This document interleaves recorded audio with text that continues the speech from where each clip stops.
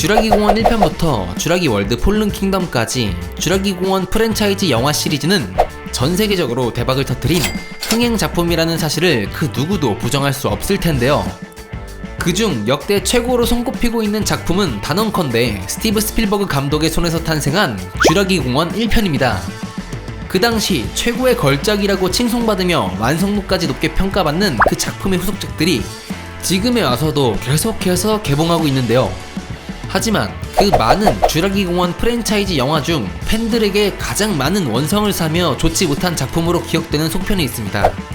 그것은 바로 쥐라기 공원의 세 번째 작품인 쥐라기 공원 3죠. 쥐라기 공원 1편과 쥐라기 공원 2 잃어버린 세계가 쥐라기 프랜차이즈를 탄생시킨 스티브 스필버그 감독의 손에서 탄생했다면, 쥐라기 공원 3는 캡틴 아메리카 퍼스트 어벤져의 감독으로 유명한 조 존스톤 감독이 메가폰을 잡아 탄생하게 된 작품입니다.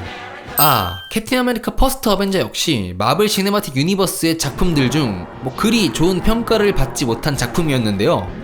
그렇다고 감독의 실력이 부족해서 영화를 살리지 못했다는 게 아닙니다. 오해하지 마세요. 단지 쥐라기 공원 3는 이전 명작인 1편과 2편을 이어가기엔 터무니없이 부족한 단순 오락 영화로 전락했을 뿐이라는 것이죠. 자, 그러면 어째서 그렇게 되었을까요? 이 답은 제가 생각해본 바로 총 4가지로 구분할 수 있겠습니다. 그러니까 지금부터 저와 함께 차근차근 살펴보도록 합시다. 먼저 첫 번째 실패 요소는 갑작스러운 주인공격 공룡의 교체입니다. 1편과 2편에서 맹활약을 하며 거의 쥐라기 공원 시리즈의 대표 공룡이라고도 볼 수 있는 티라노사우루스를 3편의 악역 공룡인 스피노사우루스의 등장과 동시에 단순히 저 녀석이 얼마나 강력한 공룡인지를 보여주기 위한 전투력 측정기로 소비되며 씁쓸한 죽음으로 퇴장해버린다는 점입니다. 이게 얼마나 큰 실수였는지를 알아봐야 해요. 기존 쥐라기 공원 1편과 쥐라기 공원 2 잃어버린 세계에서 티라노사우루스라는 공룡은 비록 인간들에게 해를 가했지만 결국에는 일행들을 도와주거나 진정한 악역을 처리하는 역할로, 즉 시리즈의 진정한 스타성을 보인 대표 공룡이었다는 점인데, 그런데 쥐라기 공원 3에서 처음 등장한 공룡인 스피노사우루스의 공격에 목이 꺾여 처참히 죽어버리는 모습은 1편과 2편에서 티라노사우루스를 보고 반해버린 팬들에게 얼마나 충격적이고 허탈함을 안겨다주는 장면이었을까요? 그 때문에 시리즈를 대표할 수 있는 주연급 공룡 교체는 쥐라기 공원 3가 실패하는데 가장 커다란 영향을 미친 부분이라고 생각되네요. 다음 두 번째 요소는 쥐라기 프랜차이즈 영화들 중 가장 짧은 러닝타임을 가지고 있다는 작품이라는 것입니다. 자, 쥐라기 공원 1편은 123분, 쥐라기 공원 2 잃어버린 세계는 134분, 쥐라기 월드는 125분, 쥐라기 월드 폴른 킹덤은 127분. 이렇게 역대 대부분의 시리즈가 거의 2시간가량의 러닝타임을 가지고 있는 것에 반해 쥐라기 공원 3는 놀라지 마세요, 무려 92분의 러닝타임으로 가장 짧은 상영시간을 보유하고 있습니다. 물론 러닝타임이 짧다고 해서 무조건 실패할 확률이 높다는 것은 아니지만 이 부분에서는 넓은 관점으로 쥐라기 공원 3를 바라봐야 한다는 점입니다. 쥐라기 공원 3는 쥐라기 공원 1편과 2편을 이어가는 작품임은 분명하나 3편에 와서는 다양한 것들을 시도했고 기존의 것들을 변화시키려고 했다는 점이 짧은 러닝타임에 풀어가는데 큰 독이 되어버리고 말았습니다.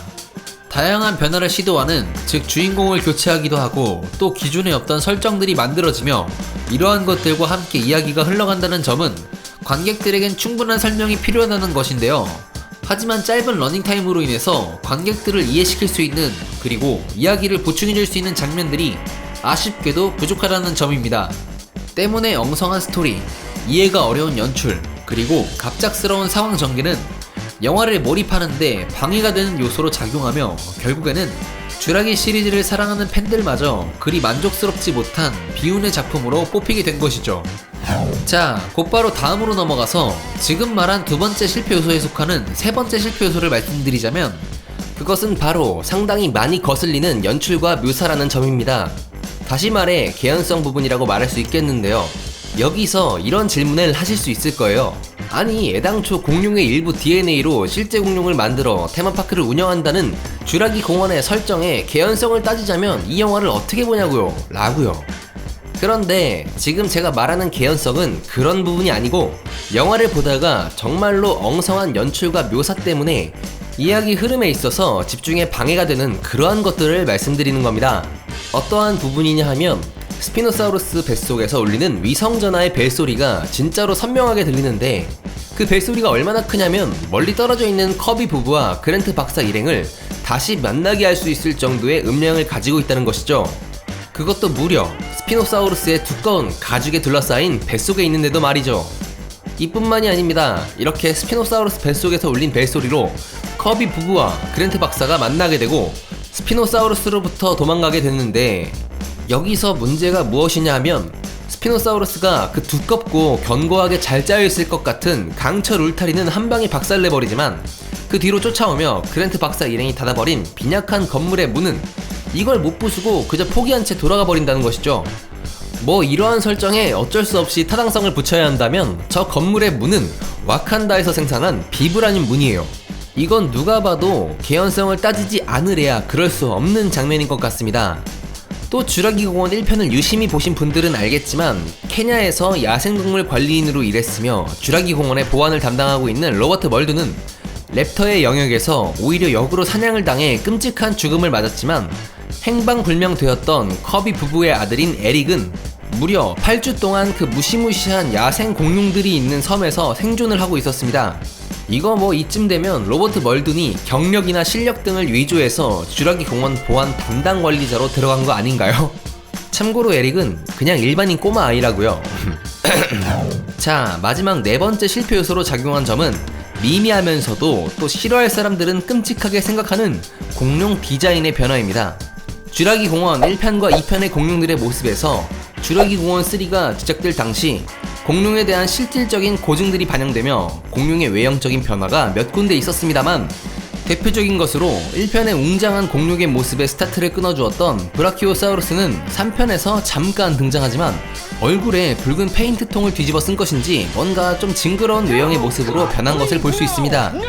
또 그 당시 공룡 깃털설이 등장했을 시기로 겨우겨우 깃털 비슷한 것들을 달아준 공룡이 있었는데 그것이 수컷 벨로시랩터였습니다만 1편과 2편의 랩터의 모습에서 굉장히 이질적인 모습으로 변하여 사람들에게 많은 실망감을 안겨준 것이 화근이 되었죠. 때문에 쥬라기 공원 3의 공룡 외형 디자인의 충격적인 결과로 팬들의 원성을 받아 후속작인 쥬라기 월드에서는 다행히도 다시 기존의 모습을 되찾게 되었습니다. 뭐 랩터는 그렇다고 해도 초식공룡인 브라키오사우루스까지 저렇게 위압감 있는 모습으로 변화시켜야 했었나 라는 아쉬운 생각이 드네요. 지금까지 쥬라기 공원 3의 4가지 실패 요인들에 대해서 저와 같이 하나씩 살펴보았는데 여러분들은 어떻게 느끼셨나요?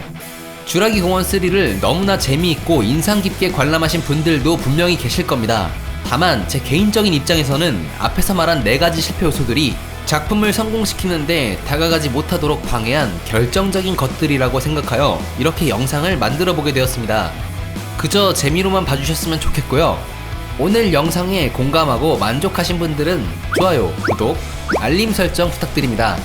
지금까지 쥬라기 공원 프랜차이즈를 사랑하는 매물목돌이었습니다. 감사합니다.